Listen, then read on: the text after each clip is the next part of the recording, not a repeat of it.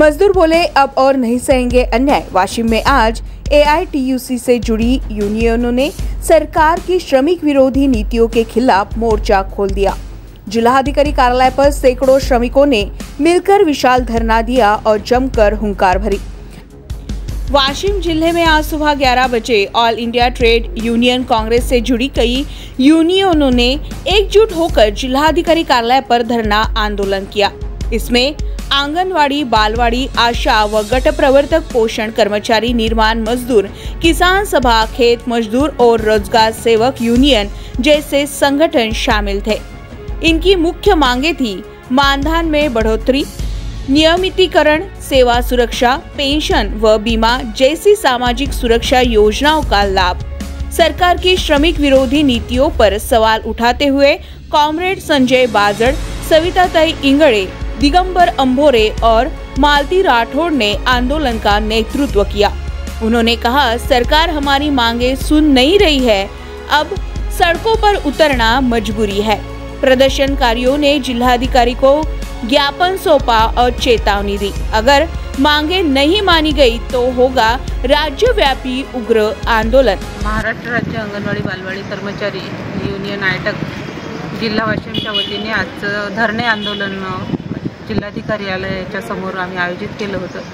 आमच्या प्रमुख मागण्या ह्याच होत्या की ज्या अंगणवाडी सेविकांना FRS पद्धतीने THR वाटप करावा लागतो तो त्रासदायक आहे, किचकट पद्धत आहे। एक तर पोषण ट्रॅकर ॲप हा म्हणजे चालूच होत नाही, तो एक तर रेंज नसतो। ग्रामीण पातळीवर जर पाहिलं आपण तर तिथे मोबाईल नेटवर्कचा प्रॉब्लेम आहे आणि आदिवासी भाग आहे, ग्रामीण भाग आहे, तर तिथल्या सेविकांना तो पोषण ट्रॅकर ॲप हा उघडतच नाही। मग त्याच्यावरच सगळे पोषण ट्रॅकर ॲपवर सगळे अंगणवाडीची कामं आहेत। तर शासनाने जो पोषण ट्रॅकर ॲप हा अंगणवाडीसाठी उपलब्ध करून दिलेला आहे, तर तो निदान चांगल्या उत्कृष्ट दर्जाचा तरी असावा। एक तर त्यांनी तो चांगल्या दर्जाचा द्यावा, नाहीतर मग पूर्वीचाच जे रजिस्टर पद्धत होती त्या पद्धतीनेच THR वाटप करावा, अशी आमची प्रमुख मागणी होती।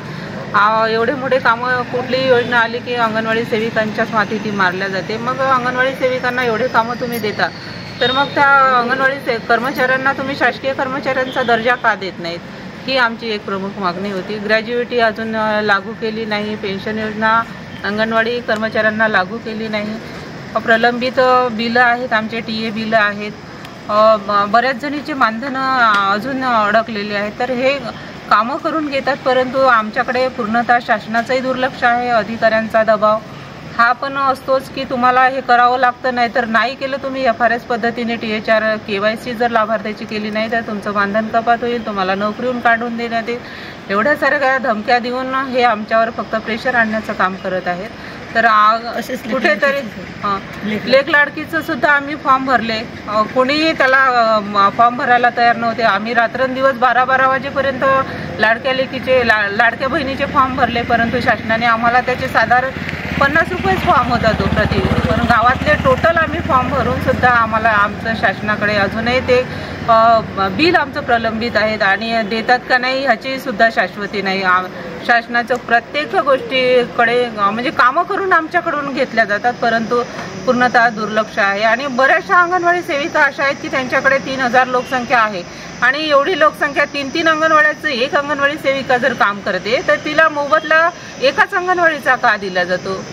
तर आणि इथे एक नवीन शासन निर्णय नसताना सुद्धा कुशल सेविका म्हणून एक पद इथे नियुक्त केलेलं आहे, तर त्या कुशल सेविकेला सुपरवायझरची कामेही करून घेतल्या जातात। तर मग कुशल सेविकांना तुम्ही मग ते मोबदला द्या ना, तो त्या अतिरिक्त ते कामं करते आहे, सुपरवायझरची कामं करते आहे, तर मग त्या कुशल सेविकेला तुम्ही शासन निर्णय नसताना तर तुम्ही तिची नेमणूक केली, त्या पद नियुक्त केलं, तर मग त्या मोबदला का नाही तिला त्याचं TA देत नाही तुम्ही, तिचं मानधन अतिरिक्त मानधन नाही देत तुम्ही।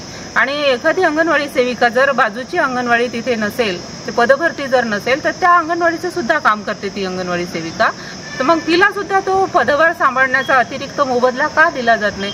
एवढ्या साऱ्या मागण्यांना घेऊन आम्ही आजचं धरणं आंदोलन इथे आयटक संघटनेच्या माध्यमातून वाशिम जिल्हा आयटक कौन्सिलच्या वतीने आयटक संलग्नित सर्व कामगार युनियनच्या वतीने आज दिनांक 20/5/2025 जिल्हाधिकारी कार्यालय वाशिम येथे आयटक संघटनेच्या वतीने सर्व कामगारांचे प्रश्न सोडवण्यासाठी पंतप्रधान मुख्यमंत्री यांना निवेदन सादर करण्यात आले आहे।